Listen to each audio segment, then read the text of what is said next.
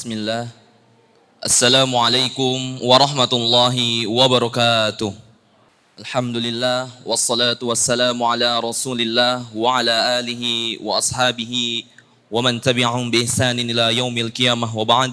Alhamdulillah, segala puji bagi Allah Subhanahu wa taala, Rabb semesta alam yang telah memberikan kita nikmat yang sangat luar biasa besarnya, sehingga dengan nikmatnya tersebut kita bisa berkumpul di tempat yang dimuliakan oleh Allah Subhanahu wa taala. Salawat dan salam kita curahkan juga kepada Nabi kita Nabi Muhammad sallallahu alaihi wasallam, kepada keluarganya, para sahabatnya, serta orang-orang yang senantiasa mengikuti sunnah beliau dengan baik dan benar sampai dengan hari akhir nanti.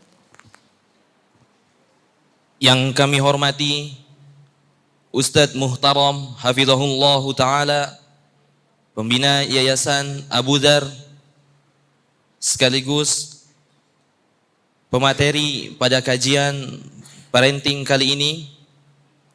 Yang kami hormati Kepala Sekolah SD Islam Abu Dzar, Ustadz Risang Putra Sahlan. Yang kami hormati Wakil Kepala Sekolah Kesiswaan Ustadz Rifki Syarif, dan yang kami hormati Bapak Ibu Wali peserta didik fase A kelas 1 dan 2 SD Islam Abu Dzar. Kami ucapkan selamat datang, ahlan wa sahlan bihudurikum pada acara kajian parenting 2 yang insya Allah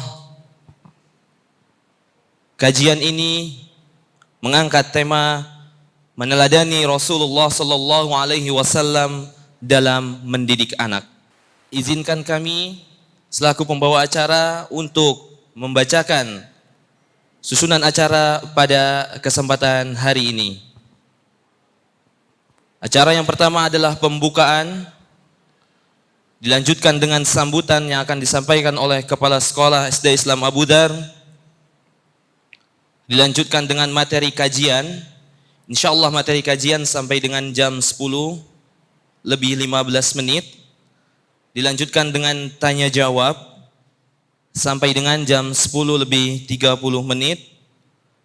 Lalu penutupan. Untuk mempersingkat waktu, marilah kita masuk pada acara yang kedua, yaitu sambutan dari Kepala Sekolah SD Islam Abu Dzar. Kepada Ustadz Risang Putra Sahlan SPDI kami persilahkan. Assalamualaikum warahmatullahi wabarakatuh. Alhamdulillahirabbil alamin, wassalatu wassalamu ala asrafil anbiya'i wal mursalin wa ala alihi wa sahbihi ajma'in. Amma ba'd. Yang terhormat Ustadz Muhtaram Hafidhallahu Ta'ala, yang kami hormati panitia dan juga Dewan Guru, yang kami hormati Komite Asar Adkiyah yang turut membantu, dan yang kami hormati hadirin Bapak Ibu Wali peserta didik fase A kelas 1 dan 2. Bapak Ibu yang kami hormati, perlu kita ketahui bahwasanya kajian parenting ini terselenggara sebagai upaya kita bersama antara sekolah dan orang tua dalam memberikan pendidikan yang terbaik buat anak-anak kita. Alhamdulillah, anak-anak di sini kami ajarkan manhaj dan akidah yang lurus, akidah yang sahihah, ibadah yang sesuai sunnah, akhlak yang mulia, dan ilmu pengetahuan yang lainnya. Dan saat ini kita juga sedang memfokuskan pada 2 pembiasaan, yaitu menyebarkan salam, kemudian tertib dalam sholat, pembiasaan adab makan. Akan tetapi itu semua bukan berarti di sini tidak ada kendala atau masalah. Mungkin masalah yang serius yang saat ini kami hadapi adalah berkenaan dengan gadget, yaitu dengan adanya HP. Anak-anak kita sudah ada yang memiliki grup WA, kemudian diberikan fasilitas sama orang tuanya, kemudian juga media sosial dan seterusnya. Tentu sekolah juga memaklumi orang tua memiliki peraturan tersendiri dalam memberikan fasilitas tersebut. Bisa jadi karena orang tuanya sibuk bekerja, atau sebagai motivasi. Nih boleh main HP. Nanti kalau sudah hafal boleh main HP. Mungkin seperti itu sebagai motivasi. Akan tapi ada hal-hal yang dengan kemudahan akses tersebut, anak-anak kita tentu perlu penjagaan yang lebih ketika kita memberikan HP tersebut. Ya ala kulli hal, kita sama-sama menjaga anak-anak kita dari bahaya yang bisa merusak akhirat dan dunianya. Dalam kesempatan ini nanti kita juga minta nasihatnya dari Ustadz Muhtaram hafizahullah taala di kajian kita kali ini, bagaimana upaya kita dalam membatasi atau memberikan rambu-rambu dalam memberikan penggunaan gadget atau HP. Demikian yang bisa Ana sampaikan, dan insya Allah kegiatan ini, kajian parenting ini, selain diikuti oleh Bapak Ibu fase A, kelas 1 dan 2, insya Allah juga diikuti oleh fase B dan C melalui streaming atau channel YouTube Yayasan Abu Dar.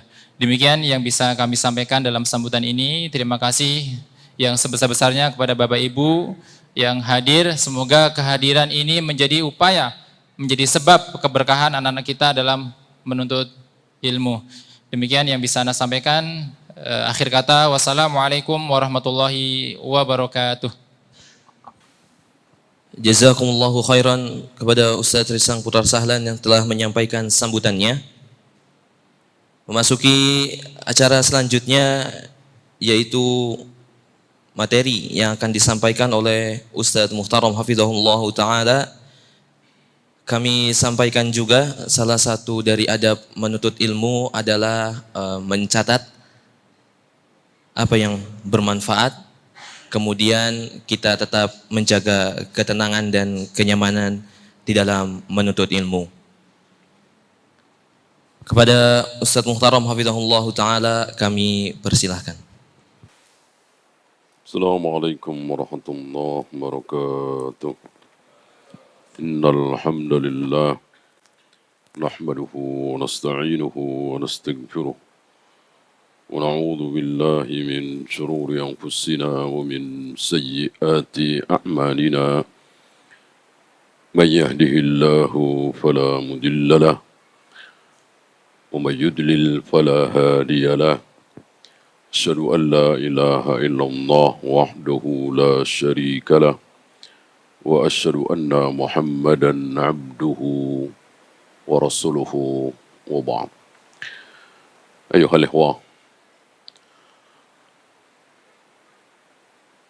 ketika Allah dan Rasulnya menghendaki sesuatu, maka pasti iblis menghendaki yang lain. Tidak mungkin iblis, syaitan sejalan dengan kehendak Allah dan Rasulnya. Oleh karena itu, ketika Allah dan Rasulnya mengecilkan dunia, dunia ini kecil, sampah, bangkai kambing, maka iblis berusaha sekuat tenaga menipu kita bahwa dunia ini nikmat, lezat, harus kita perjuangkan mati-matian dari kecil, bagaimana supaya dunianya berhasil, dan seterusnya dan seterusnya. Allah dan Rasulnya mengajarkan kepada kita, memberitakan kepada kita bahwa setiap kali kita berusaha, dari usaha kita mendapatkan mobil mewah misalnya.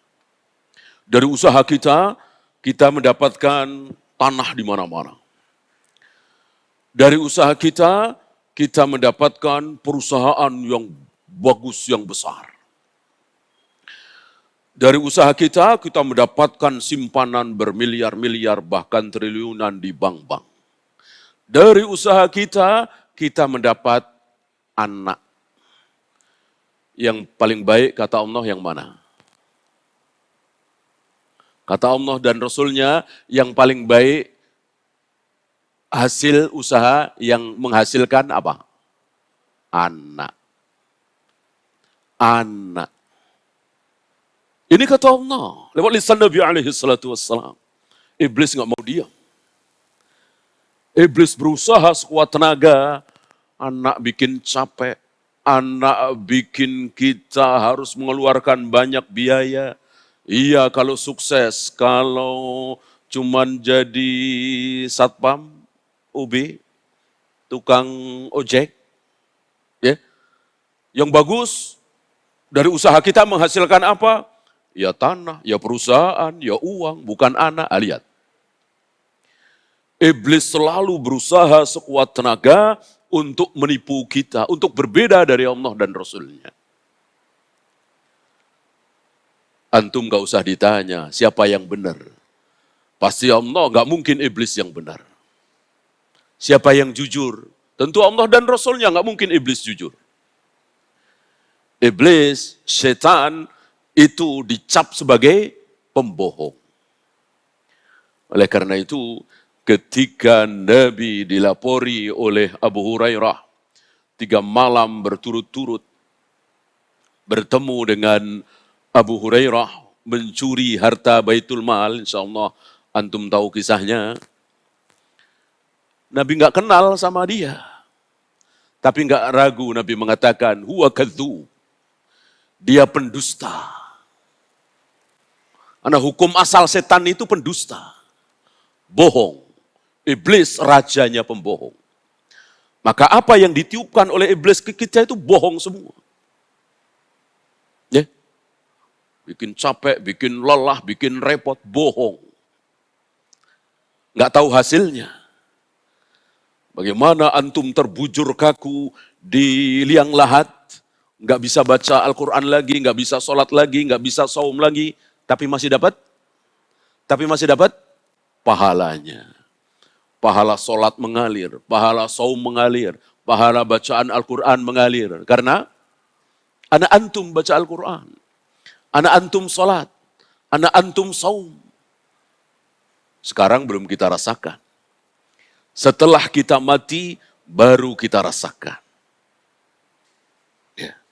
Nah, bagaimana anak yang seperti ini lalu kita biarkan begitu saja?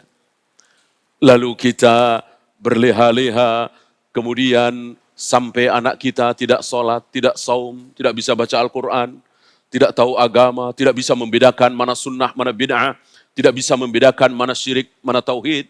Inna lillahi wa inna ilaihi raji'un. Ya. Maka waktu antum mestinya antum habiskan untuk anak. Antum masih ingat ibunya Imam Ahmad bin Hambal? Waktu Imam Ahmad masih kecil, mungkin TK. Begitu juga ibunya Imam Syafi'i.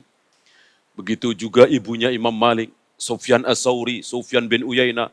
Luar biasa perjuangannya demi anak. Ya. Maka sabar antum. Capek-capek dikit, lelah-lelah dikit. Kalau sekarang mungkin mahal-mahal dikit ya, asal ada uang. Jauh-jauh dikit. Jangan sampai nanti anak antum dewasa justru menjadi pembela bid'ah, pembela syirik. Ya, membela maulid Nabi, tahlilan, manakiban, salawat naria, salawat tibul qulub. Yang semuanya adalah bid'ah. Karena belajarnya tidak benar. Tidak diajarkan sunnah dari awal. Ya. Kalau sekedar sopan, dermawan, rajin, jujur. Orang kafir juga banyak. Orang kafir banyak yang sopan, yang jujur. Orang-orang Jepang itu kan.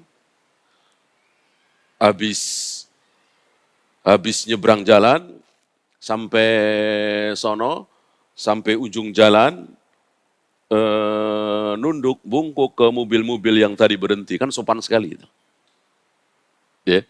Kalau cuma bicara sopan, santun, jujur, amanah, dermawan, orang kafir banyak.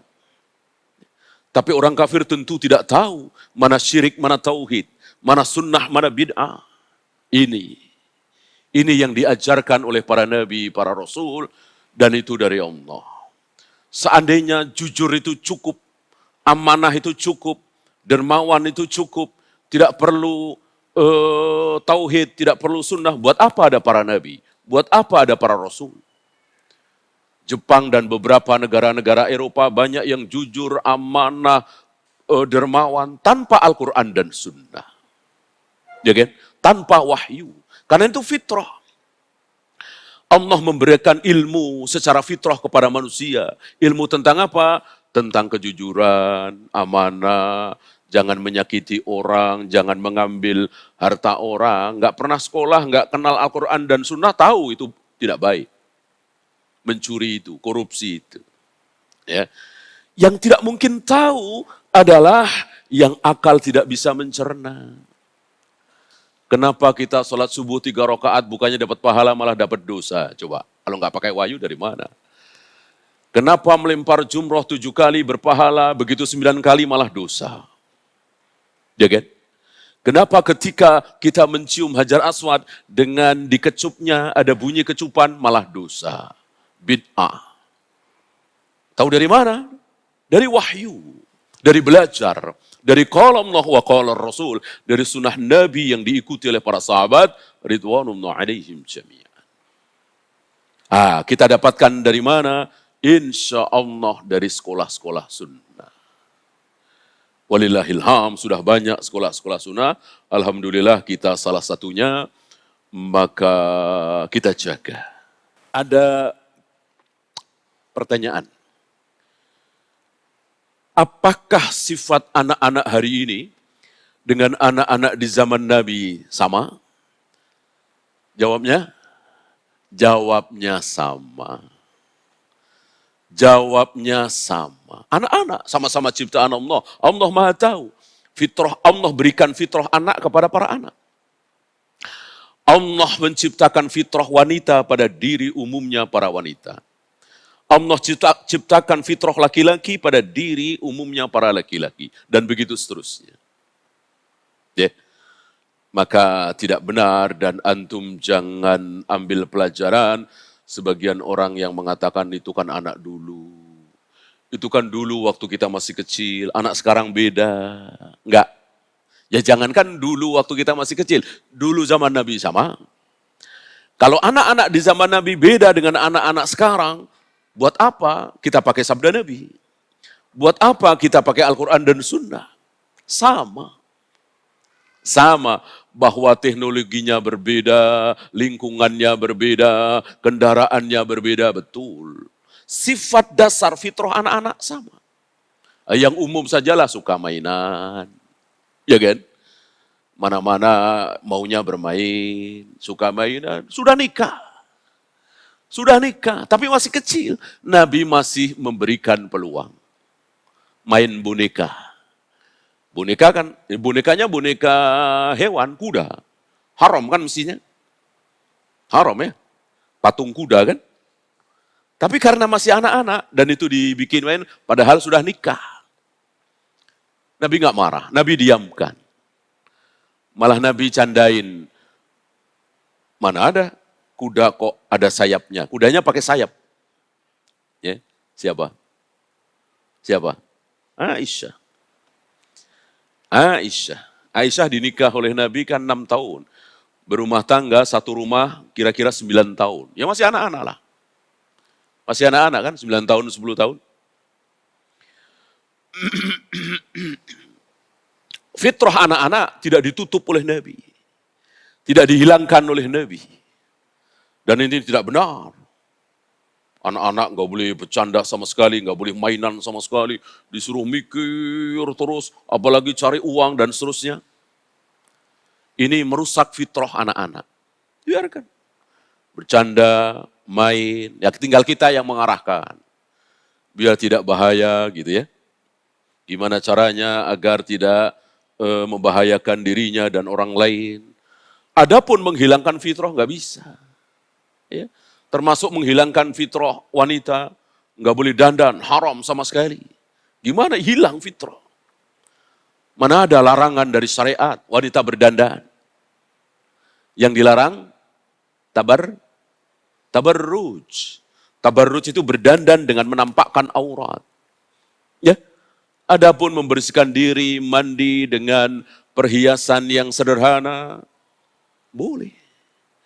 Maka Salman Al-Farisi ketika berkunjung ke rumah saudaranya, dipersaudarakan oleh Nabi antara Muhajirin dan Ansar ya, Abu Darda, melihat istrinya Abu Darda tidak berdandan. Kaget Salman Al-Farisi. Engkau wanita apaan? Gak berdandan. Fitrah wanita berdandan. Ya, gak boleh dihilangkan. Sampai udah nenek-nenek. Fitrahnya Allah memberikan peluang itu. Tidak ditutup. Maka emas yang bagi kita laki-laki haram, bagi perempuan halal. Ya. Nah, jangan hilangkan fitrah anak-anak. Apalagi menghilangkan fitrah itu dengan dipaksa.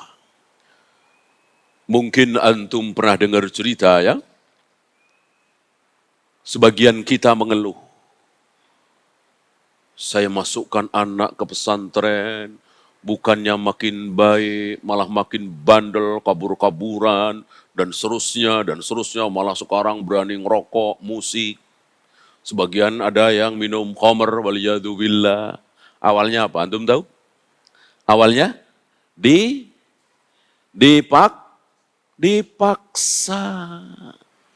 Dipaksa. Salah satu yang jangan sampai ada pada diri anak itu, dipaksa. Ya. Akan ada sesuatu kalau dipaksa. Beda kalau maunya sendiri. Ya.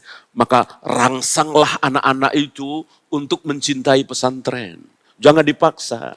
Oh lihat no, si Anu tuh pulang dari pesantren tuh hafal 5 juz, hafal 6 juz, apalagi tampil di panggung ya kan. Dirangsang anak untuk suka, senang, cinta. Ya. Kemudian ada yang berceramah bagus. Kalau kamu ke pesantren, begitu tuh nanti jadinya. Begitu dirangsang. Bukan tiba-tiba langsung dipaksa. Apalagi ditakut-takutin, awas bandel nilainya jelek ya. Bapak masukin pesantren, kayak penjara gitu pesantren. Itu sepertinya dulu ya, jangan. Jangan ya. Kalau perlu boleh juga iming-iming. Kalau tidak salah saya pernah sampaikan di majelis ini, sebagian ikhwan kita ngerayunya agak susah. Gak mau anaknya ini ke pesantren. Kecuali satu, boleh main handphone, boleh main game di handphone, aku mau pesantren. Kata bapaknya, pintar juga bapaknya ini. Ya boleh, tapi kan gak boleh tiap hari. Kan gak mungkin tiap hari bawa handphone, gak boleh sama pesantren. Nanti ayah nengokin seminggu sekali. Hari Ahad itu kamu boleh dah main game. Kamu boleh dijenguk tuh. Namanya anak kan, pikirannya pendek. Ya boleh lah. Diawali dari situ. Ya betul.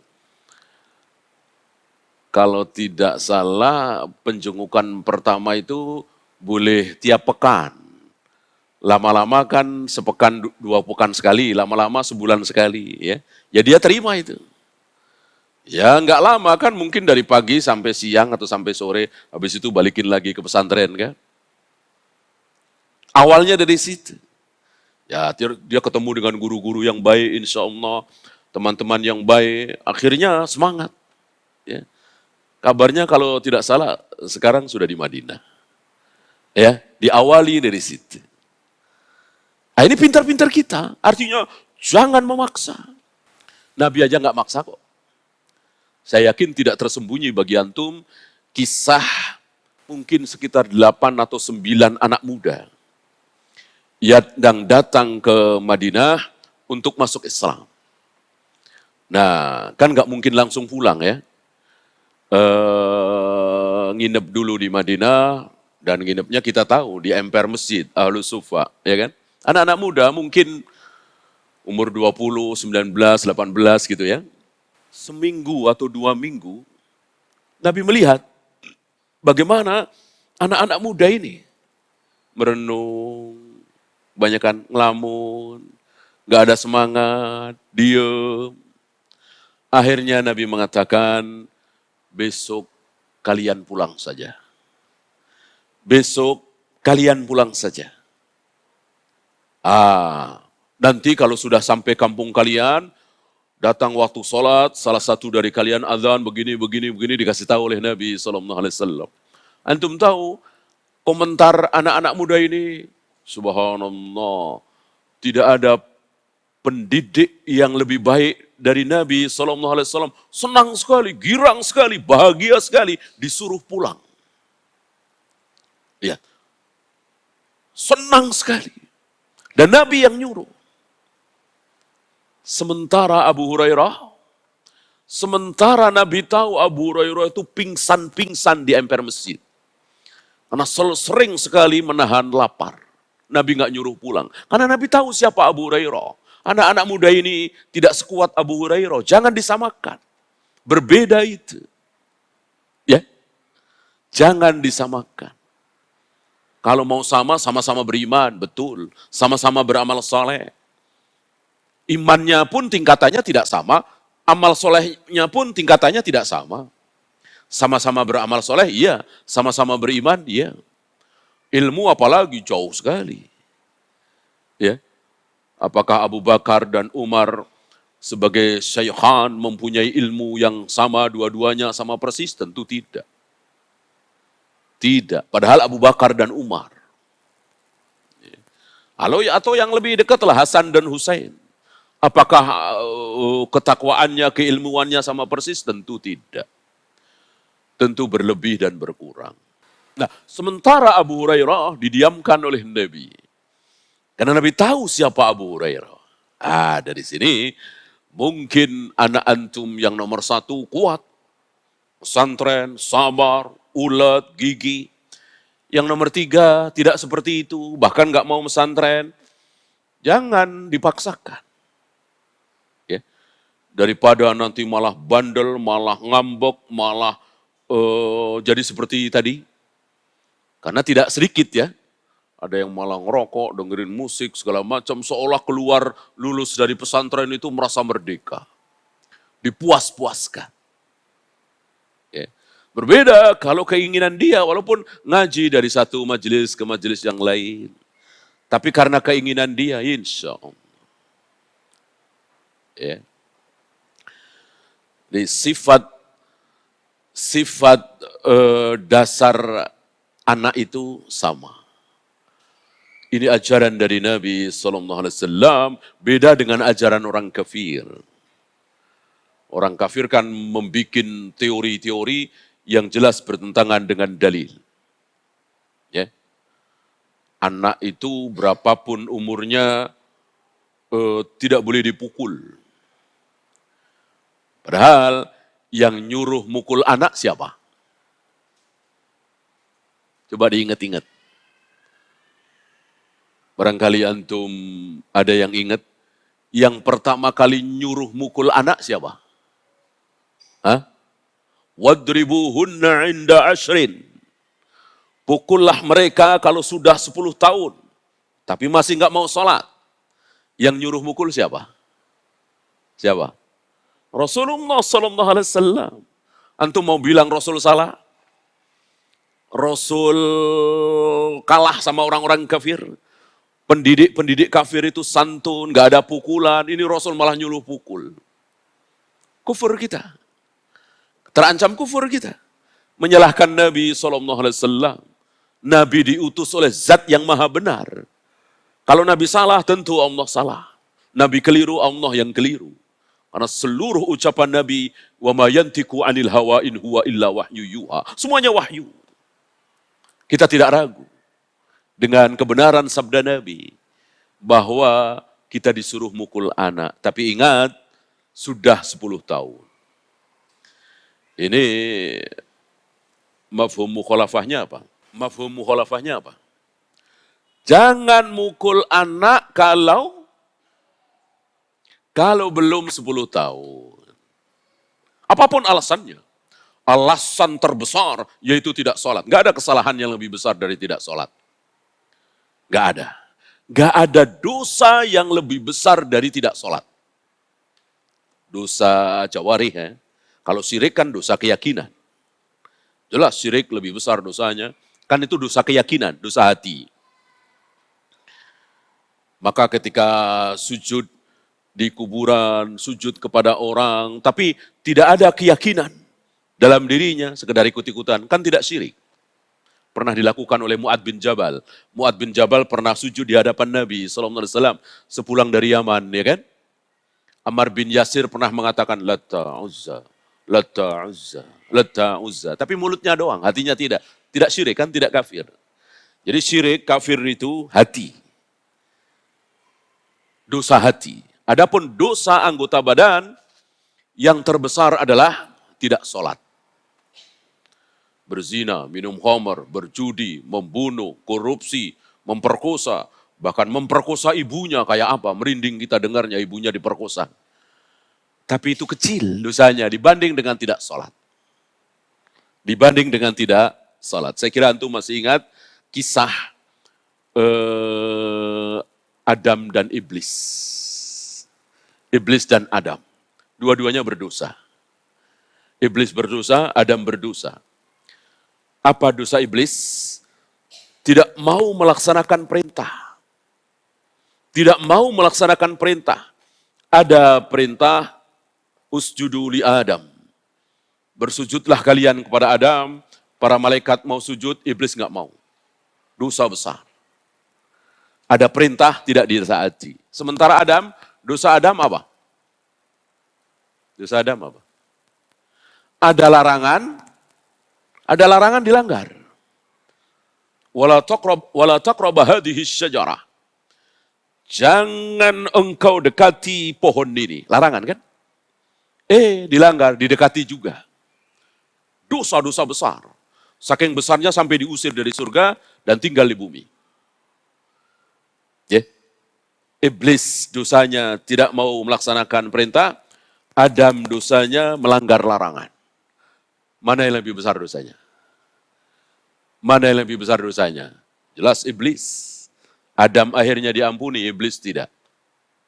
Maka tidak mentaati perintah Allah itu jauh lebih besar dosanya daripada melanggar larangan, berzina, minum khamr, berjudi, membunuh, korupsi, memperkosa, berbohong. Itu semua dosa besar disukai oleh iblis. Tapi iblis yang paling suka setelah syirik tentunya tidak sholat. Tidak sholat. Maka kalau kita baca hadis-hadisnya, bagaimana sepak terjang iblis menggoda manusia sholat. Dimulai dari jangan sholat, jangan sholat. Sampai kepada kalau sudah sholat, jangan khusyuk, jangan berjamaah, terus nggak ada henti-hentinya. Itulah iblis, sampai iblis rela mengingatkan sesuatu yang dia lupa. Ada kisah ya, setan jin khinsab ya. Melupakan sesuatu yang dia lupa, mengingatkan sesuatu yang dia lupa. Ya.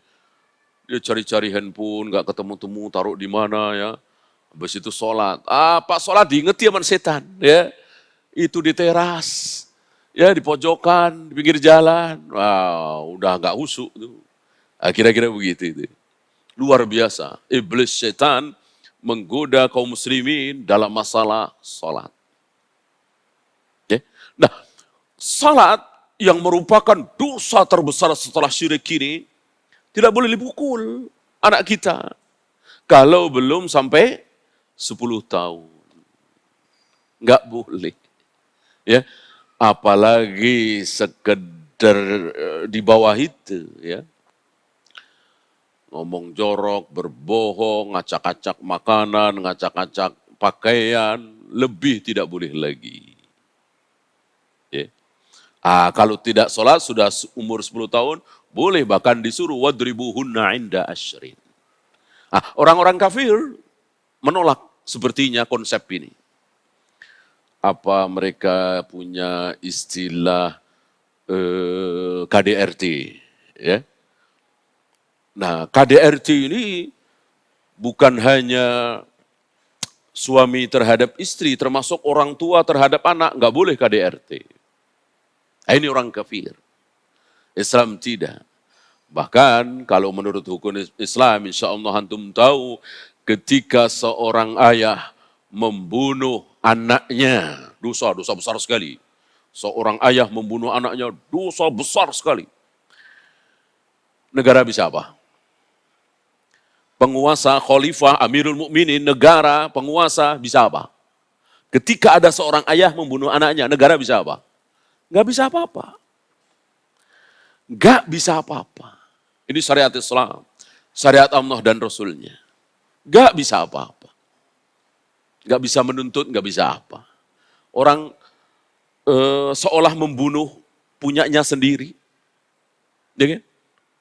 Ketika datang seorang laki-laki kepada Nabi SAW, ya Rasul, ayahku sering mengambil hartaku tanpa sepengetahuan aku. Ya istilah kasarnya mencuri. Ayahku mencuri uangku, gitulah ya. Apa kata Nabi? Menyalahkan ayahnya? Apa tidak? Anta wa maluka li abik. Jangankan hartamu, bahkan dirimu sendiri, badanmu itu milik ayahmu. Artinya apa? Kalau ayahmu membunuh engkau tidak ada kisos. Sekali lagi dosa besar. Apalagi kita membunuh anak karena kita takut tidak bisa memberikan makan. Lebih besar lagi dosanya. Lebih marah lagi, lebih murka lagi ya Allah. Allah katakan nahnu narzukuhum wa iyyakum, yang memberi rizki anak-anakmu siapa? Emang engkau? Aku. Yang memberikan rizki anak-anakmu, yang memberikan rizki kepada engkau, aku bukan engkau. Marah betul Allah. Kalau kita sampai membunuh anak, menyetop anak, KB, apalah, takut tidak bisa memberi makan, marah semarah-marahnya. Orang kafir mana pakai ini? Mana ada orang kafir pakai konsep seperti ini? Bahkan kalau kita dengar Amerika, Eropa misalnya, kalau seorang anak waktu kecil disia-siakan, ya kurang dimanja, bahkan dibuang-buang, gedenya suruh balas dendam. Islam tidak seperti itu. Islam tidak seperti itu. Bahkan seandainya antum, ayah ibu antum itu cuma melahirkan, nikah sah, habis itu melahirkan antum, habis itu pergi entah kemana. Antum dididik oleh orang lain, apa saudara, apa panti asuhan. Antum akhirnya menjadi orang berhasil, sukses, kaya raya. Maka siapa orang nomor satu bagi antum? Yang harus antum nomor satukan siapa? Tetap ayah ibu. Bukan panti asuhan. Bukan saudara antum yang memelihara antum dari bayi sampai antum jadi insinyur misalnya. Sampai jadi dokter, pilot misalnya. Enggak. Ya, usaha terbesar adalah ayah ibu dengan menikah, dengan mengucapkan aku terima nikahnya fulanah binti fulan dengan mahar sekian. Habis itu jima, kemudian hamil, melahirkan anak, ini amal besar sekali. Huwa min kasbikum bal min atyabi kasbikum. Itu adalah hasil usaha kalian terbaik, kata Nabi SAW. Ya. Apalagi antum mendidiknya, membiayainya, sehingga menjadi anak yang saleh. Tentu.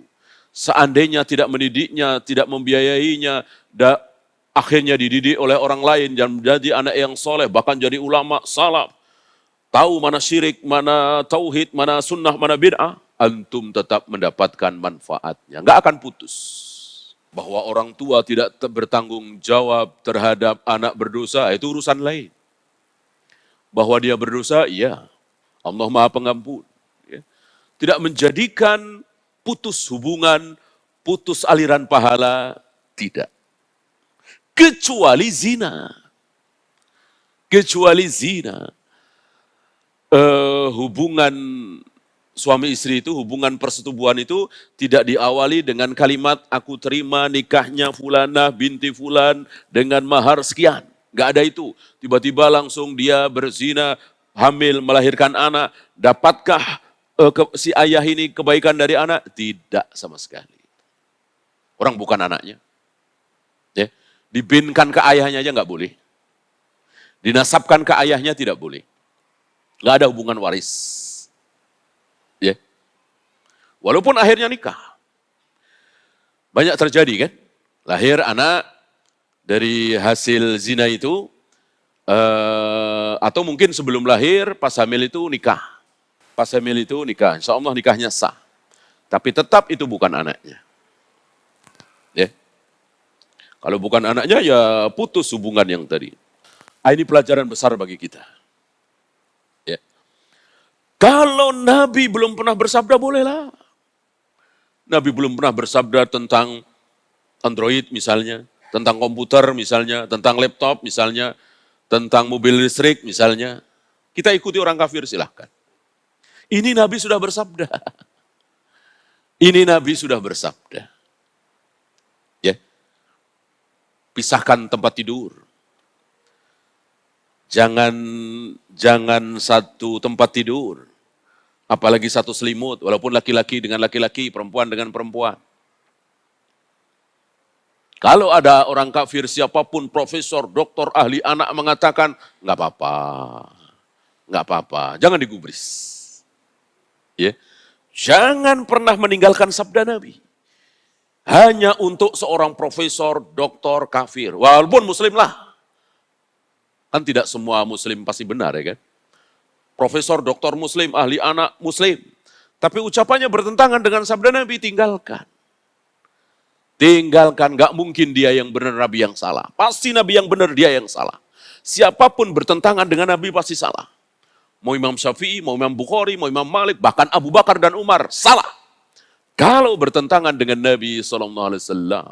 Dan sudah ada contohnya. Masa Abu Bakar dan Umar beda dengan Nabi? Ada contohnya, Haji Tamattu. Kan pendapatnya Abu Bakar dan Umar beda dengan sabda Nabi. Beliau berdua mengatakan Haji Tamattu itu tidak ada. Ya, ini sengaja Allah membuat ini untuk menunjukkan bahwa tidak ada yang maksum, tidak ada yang terjaga dari kesalahan kecuali Nabi SAW dan kesepakatan para sahabat tentunya. Ya. Nah, maka mestinya ahli anak, dokter anak dan seterusnya dia pelajari qala Allah wa qala Rasul. Kalau muslim ya, muslimah mestinya. Ya. Kalau ada teori-teori dari orang kafir kok bertentangan dengan sabda Nabi, jangan ragu-ragu, tolak, pasti salah. Walaupun sederhana, tapi itu tuntunan Allah dan Rasulnya. Kita tadi sekedar anak kecil ngetuk pintu kan sederhana itu. Tapi ada di surat An-Nur. Ya, jangan sampai anak-anak kecil itu langsung masuk kamar orang tua. Pada 3 waktu. Tahu insya Allah ya. Nah, ini orang kafir nggak peduli. Nggak ada ke situ pikirannya. Tapi ini firman Allah. Dalam Al-Quran surat An-Nur. Sebelum Isya menjelang subuh, ketika siang hari, saat panas, dan seterusnya.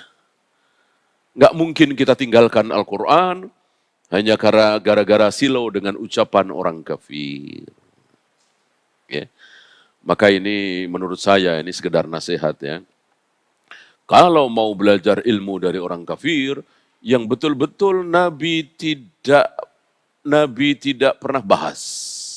Apa? Ya teknologi lah yang terbanyak. Bagaimana tentang laptop, tentang mobil, tentang mesin, tentang komputer. Nabi belum pernah bahas ini kan.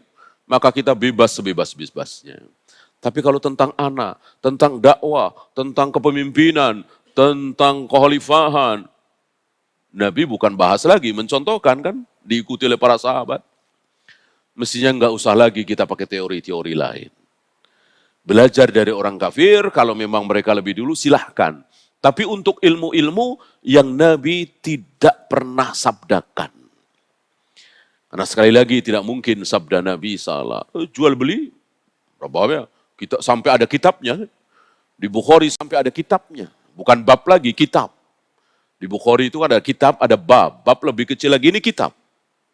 Kitabul Buyu. Kitab tentang jual beli. Masa kita tinggalkan ini? Kan isinya penuh sabda-sabda Nabi SAW. Kita tinggalkan, lalu kita pakai teori ekonomi, Eropa misalnya, Amerika misalnya, Jepang misalnya. Rugi sekali. Apalagi ini tentang anak kita. Yang kita yakin seyakin-yakinnya. Mana mungkin Allah ciptakan anak lalu Allah biarkan kita ngurus anak versi kita masing-masing. Ada insya Allah. Ya. Kalau sekedar masalah teknis mungkin. Ya seperti tentang handphone tadi ya kan. Ini masalah teknis tentu Nabi belum pernah bersabda. Ini kan berhubungan dengan mainan. Ya kan? Di zaman Nabi atau mungkin 40 tahun yang lalu, 30 tahun yang lalu namanya main ya. Ya biasanya siang ya. Mosok malam-malam main. Gitu. Main ya siang udah selesai capek pulang kan begitu. Nah sekarang ada game. 24 jam. Bahkan jam 2 malam, jam 3 malam kalau mau main game juga bisa. Nah ini kan masalah teknis. Ya tentu diawasi. Ya. Bahkan kalau seandainya anak-anak kita ini kok telat ya, udah SMP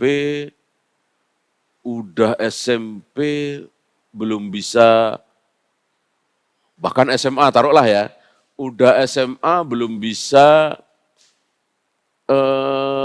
WhatsAppan misalnya, nggak masalah,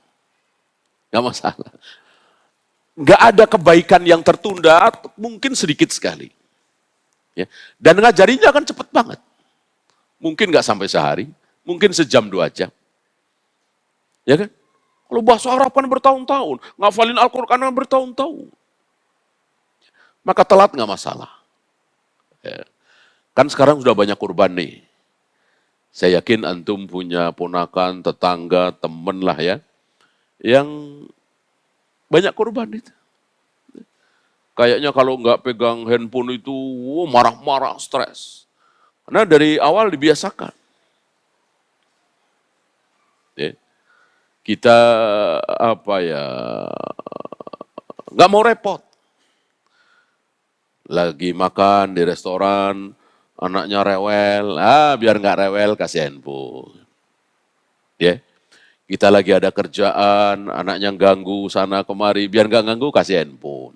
Handphone langsung diem. Ya, tapi ya itu dia. Ya, mestinya demi anak, ya udahlah. Kurang nyaman dikit, makannya demi anak. Demi anak ini tidak rusak. Demi anak ini tidak kecanduan.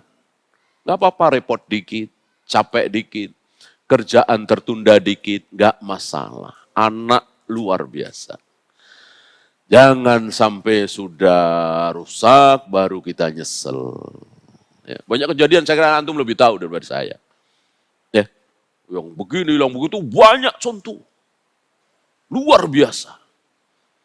Dari handphone itu, gadget itu. Ya.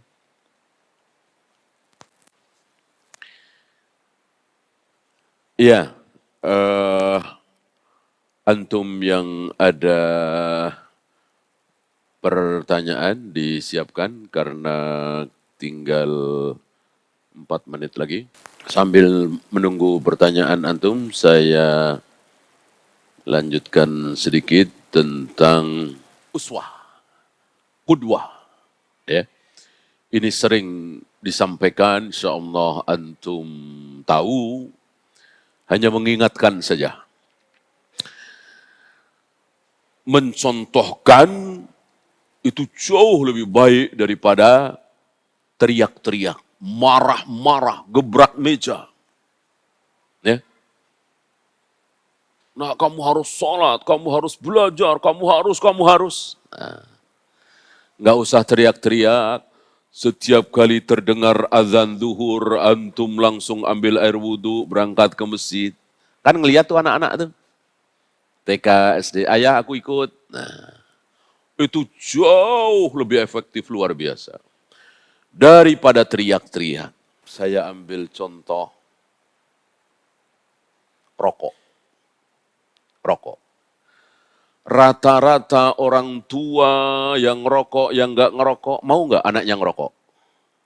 Ya, mau nggak? Ikuti bapak nih sehari 1 bungkus. Oh begitu? Oh, apalagi bapak waktu masih muda bisa 2 bungkus. Contoh nih bapak, ini bapak gila gitu ya. Nggak ada bapak yang begitu. Nggak ada, walaupun dia habis 2 bungkus, 3 bungkus. Jangan ngerokok nak. Bapak aja kalau nggak terlanjur nggak ngerokok nyesel bapak. Akhirnya anak ngerokok nggak? Rata-rata ngerokok. Orang lihat bapaknya ngerokok. Ya, ini luar biasa. Contoh teladan itu luar biasa. Nggak usah teriak-teriak, nggak usah ini yang pada ngaji, yang udah nggak ngerokok lagi. Alhamdulillah. Anak-anaknya banyak. Hari ini walillahilham. Keluarga-keluarga yang sudah mengenal manhaj salaf, meyakini rokok itu haram, nggak ngerokok lagi, anak-anaknya otomatis. Nggak ada. Kalau bapaknya ngerokok, ya mungkin di rumah takut sama bapaknya, ya penasaran di luar, rokok. Nanti sudah SMA, sudah kuliah, bapaknya udah nggak marah lagi, tahu nggak marah lagi. Sama-sama ngerokok, nah, berdua. Ya, ini dia. Contohkan. Ya. Tauladan. Antum masih ingat ketika Nabi nyuruh para sahabat mencukur rambut dan menyembelih hadyu. Ya. Saat mau pergi haji, tapi belum sampai Mekah. Ya. Tapi secara hukum fikih kan begitu kan? Kalau terhalang maka tahallul. Tahallul itu kan sebagai tanda bahwa ritual prosesi haji itu sudah selesai. Diakhiri dengan tahallul. Nah, itu sudah selesai secara syar'i karena terhalang oleh orang kafir. Nabi menyuruh, sembelihlah hadyu kalian, cukurlah rambut kalian. Gak ada yang mau. Gak ada yang mau, para sahabat diam. Nyukur rambut gimana? Nyembelih hadyu gimana? Tawaf belum, sa'i belum. Masuk Masjidil Haram aja belum. Kok udah tahallul? Ya. Nabi agak kesel, kok aku perintahkan kok nggak mau. Lalu Nabi masuk ke kemah, menemui istri beliau. Istri beliau, Musalamah ya, mengusulkan, ya Rasul, coba engkau potong rambutmu, engkau sembelih hadyumu. Betul, Nabi mengikuti saran istrinya. Beliau potong rambut beliau, beliau sembelih hadyu beliau. Serempak para sahabat.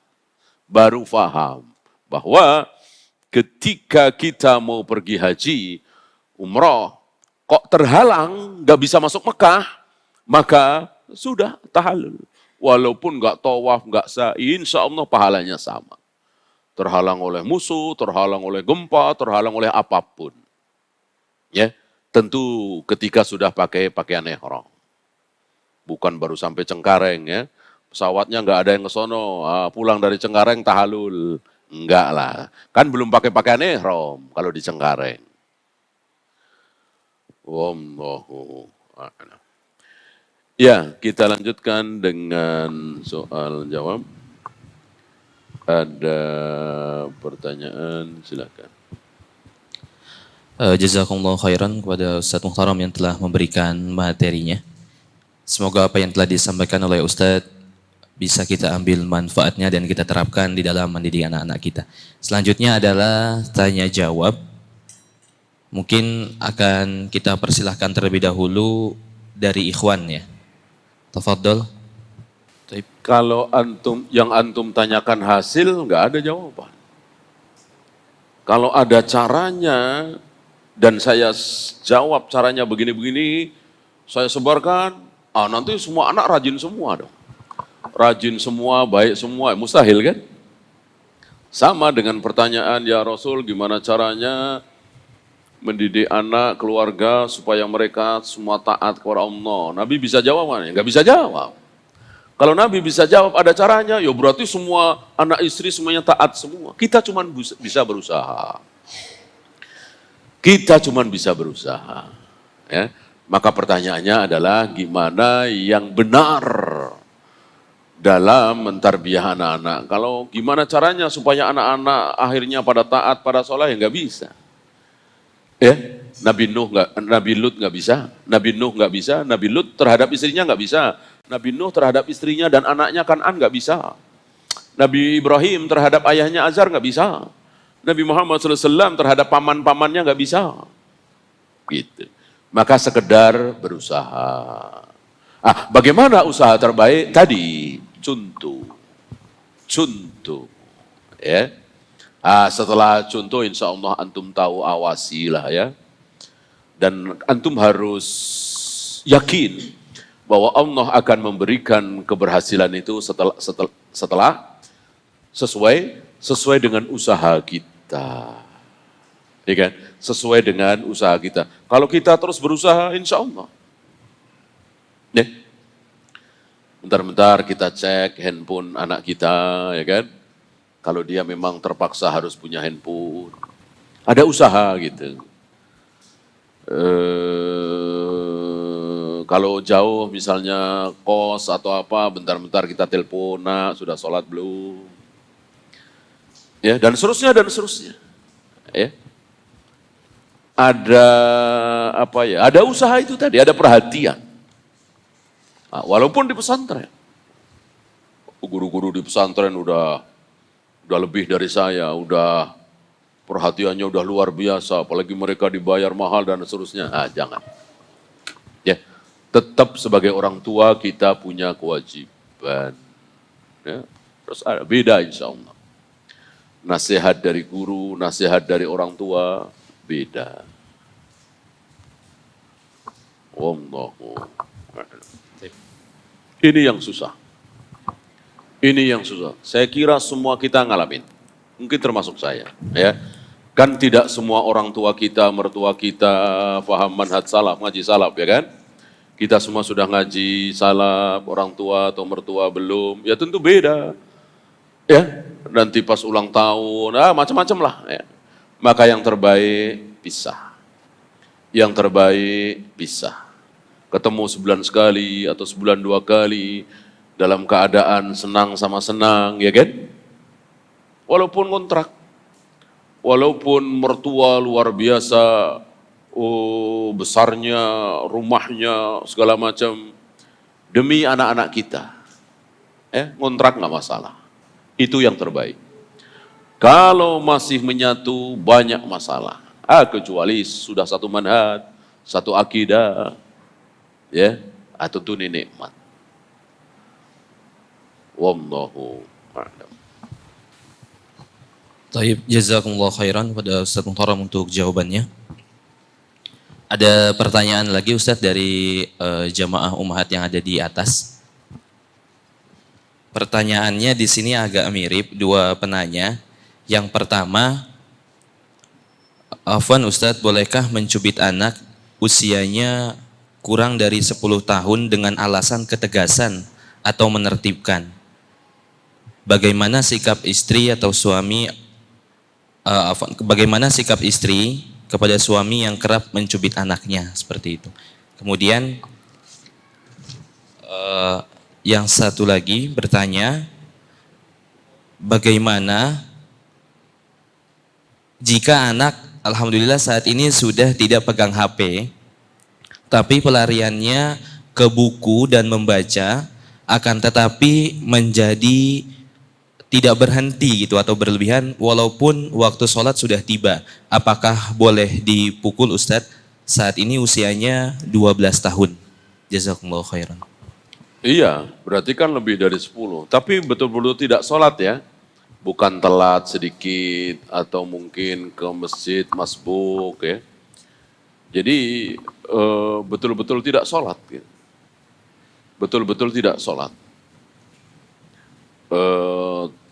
Telat masbuk nggak termasuk di sini. Jadi betul-betul tidak sholat. Kita tahu sudah asar, dia belum sholat duhur, itu. Kita tahu ini sudah maghrib, dia belum sholat asar, itu. Adapun jam 1 belum sholat duhur, ya tentu dimarahi ya kan. Terus kita tarbiyah agar dia tidak menunda-nunda waktu sholat. Kemudian apa tadi? Suami yang mencubit Oh anaknya, iya, Ustaz. dalil nggak ada, tapi menurut saya jangan ya, kehati-hatian jangan. Karena itu kan menyakiti ya, kecuali lebih sudah sampai 10 tahun, 9 tahun, 8 tahun, intinya jangan disakiti sama sekali. Mau cubit, mau apalah, pokoknya jangan. Sudah sampai 10 tahun baru, itu pun karena tidak sholat. Ya, banyak dari anak-anak kita itu penakut, minder, tidak berani mengungkapkan pendapat. Itu barangkali karena masih kecil sudah ada hentakan, pukulan, cubitan. Jangan sampai. Ya. Biar anak-anak itu berani menyampaikan pendapat gitu ya. Ada beberapa bangsa tuh anak-anaknya tuh pemberani. Ya, banyak dari kita itu anak-anaknya takut. Kan nggak baik ini. Anak itu ya harus berani. Wallahu. Jazakumullahu khairan katsira pada seluruh jamaah yang telah memberikan pertanyaannya. Dan kami ucapkan jazakumullahu khairan juga kepada Ustadz Muhtaram yang sudah menjawab pertanyaan-pertanyaan dari kita semuanya. Bagi yang masih memiliki pertanyaan dan belum sempat ditanyakan pada pertemuan kali ini, semoga di lain kesempatan bisa ditanyakan kembali. Alhamdulillah atas nikmat dan karunia dari Allah Subhanahu wa taala, kajian parenting kita pada hari ini berjalan dengan baik. Alhamdulillah. Mungkin ada sedikit ringkasan pada pertemuan kali ini yang begitu menjadi perhatian bagi kita semuanya, di mana betapa pentingnya ketika kita mendidik anak-anak kita senantiasa mengikuti apa yang telah disabdakan oleh Rasulullah SAW, karena yang telah disabdakan oleh Rasulullah SAW adalah sudah sesuai dengan wahyu. Kemudian ketika anak-anak kita menjadi anak-anak yang solih, pahala akan terus mengalir kepada kita meskipun kita telah tiada. Jadi hendaknya kepada kita semuanya agar tetap bersabar dalam mendidik anak-anak kita semuanya. Semoga apa yang telah disampaikan oleh Ustadz, ilmu yang telah diberikan oleh beliau pada kesempatan kali ini bisa kita amalkan dengan baik. Kembali lagi kita luruskan niat kita ketika mendidik anak-anak kita agar pahala terus mengalir kepada kita meskipun kita telah tiada nanti. Jazakumullah khairan Ustadz atas materi yang telah diberikan, dan jazakumullah khairan juga kepada seluruh jamaah yang telah hadir pada hari ini. Semoga Allah Subhanahu wa taala memberikan pahala yang besar untuk kita, dan semoga Allah Subhanahu wa taala mengumpulkan kita semuanya di surganya nanti.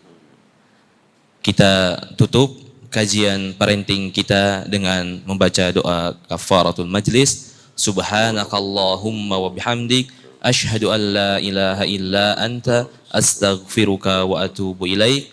Wassalamualaikum warahmatullahi wabarakatuh.